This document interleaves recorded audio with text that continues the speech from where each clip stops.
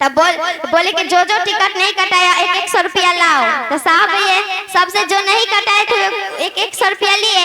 और जब सब गुरु भाई गुरु बहन जब पहुंचे चर्चा में, तो चर्चा में पहुंचे तब शिव के चरणों में प्रणाम करती हूँ, मेरी प्रणाम स्वीकार हो। साहब भैया साहब दीदी माँ के चरणों में प्रणाम करती, मेरी प्रणाम स्वीकार हो। यहाँ उपस्थित गुरु भाई गुरु बहना के चरणों में प्रणाम करती हूँ, मेरी प्रणाम स्वीकार हो।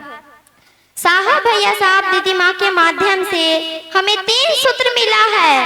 पहला में दया मांगना है, दूसरा में चर्चा करना है, तीसरा में 108 बार नमः शिवाय से प्रणाम करना है। पहला में दया मांगना है, हे शिव आप मेरे गुरु हैं, मैं आपकी शिष्या हूँ, मुझ शिष्या पे दया कर दीजिए। हे शिव आप मेरे गुरु हैं, मैं आपकी शिष्या हूँ, मुझ शिष्या पे दया कर दीजिए। दूसरा में चर्चा करना है, एक दूसरे भाई बहन को बतलाना है कि हम शिव को गुरु माने, हम पर बहुत दया की है, आप भी मान लीजिए, हो सकता है तो आप पर भी दया करेंगे। देखिए गुरु भाई गुरु बहना, हम लोग घर से एक ही लक्ष्य एक ही उद्देश्य लेके आए हैं कि जा रहे हैं चर्चा में, कुछ सुनेंगे और कुछ गुरु भाई गुरु बहना को सुनाएंगे कि मेरी आवाज से कुछ गुरु भाई गुरु बहना बतलाए।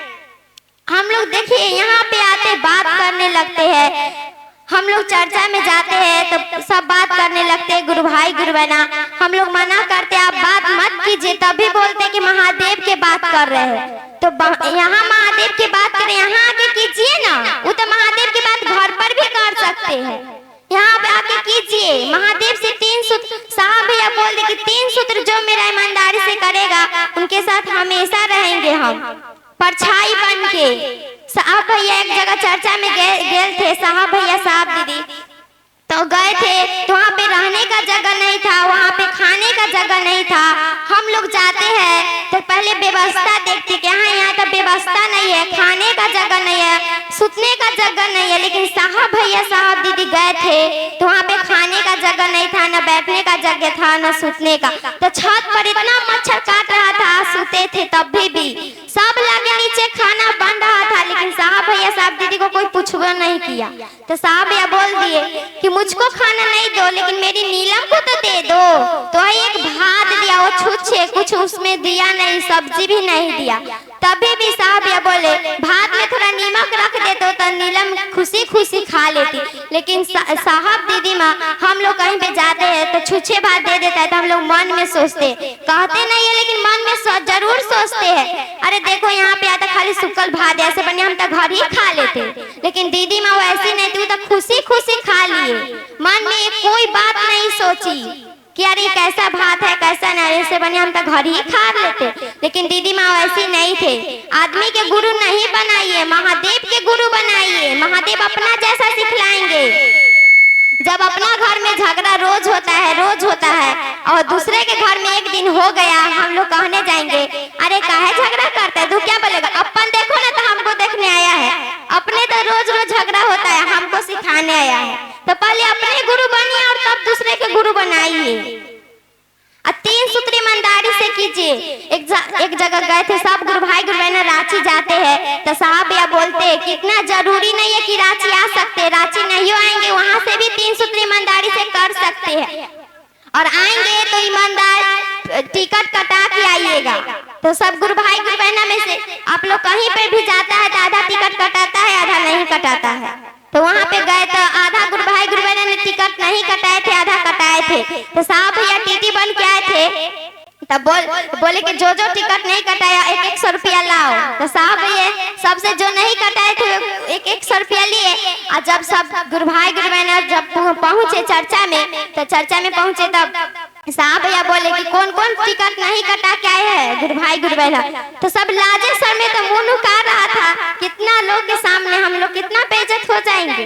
लेकिन तब भी साहब भैया बोले कि जो अपना 100 रुपया दिया था वो अपना आप ले जाए, तो ले गया। इसलिए साहब भैया बोल दिए हैं कि रांची आएंगे तभी शिव शिष्य कहलाएंगे। यहाँ पे भी 3 सूत्र ईमानदारी से कीजिए, आदमी लोग को भी बतलाइए, ये नहीं सोचे महादेव हम पर दया करेंगे, आदमी को बतलाएंगे तो आज पर आदमियों को महादेव कहीं दया करने लगे तब।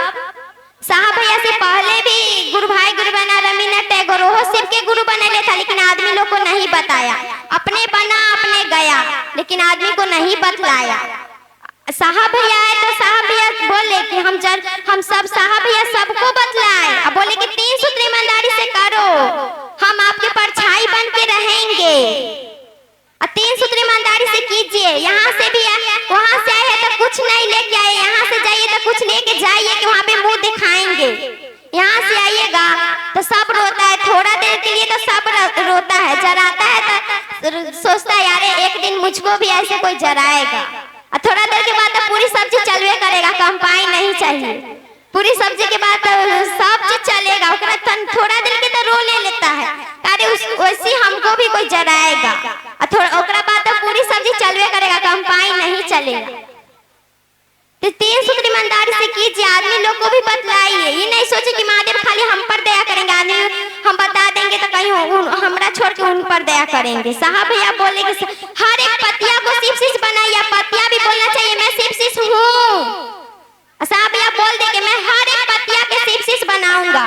झाड़ करतार वाला के जब तक मैं शरीर में तब तक या शरीर छोड़ूंगा तो झाड़ करतार वाला के नखरा उतार दूंगा।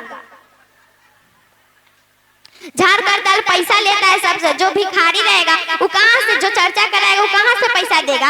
अब तो सब देखा देखी करता है, देखा देखी भिखारी रहेगा वो 5 रुपया कमाता है, वो भी नहीं कमाएगा, वो क्या सोचेगा।